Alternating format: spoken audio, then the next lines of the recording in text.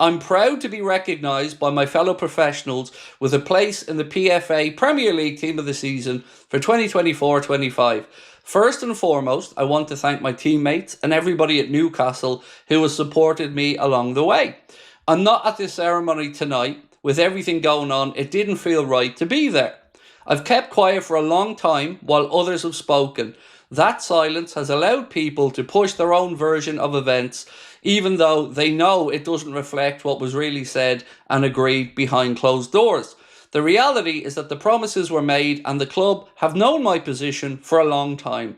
To act as if these issues are only emerging is misleading.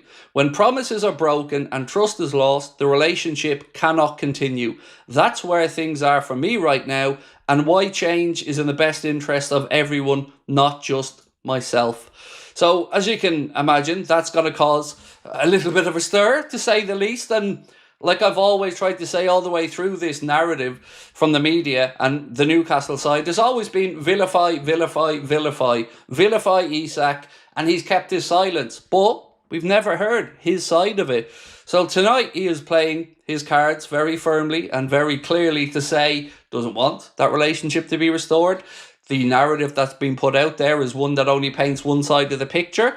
And I'm glad. Honestly, look, I'm not going to change my stance on the fact that these are sad moments when these things have to happen at a football club, whether that's Brentford and Johan Visa, whether that's Sporting Lisbon and Gyökeres, whether it's Newcastle and Isak, whether it was us previously as well, with players like Raheem Sterling in the past, Luis Suarez.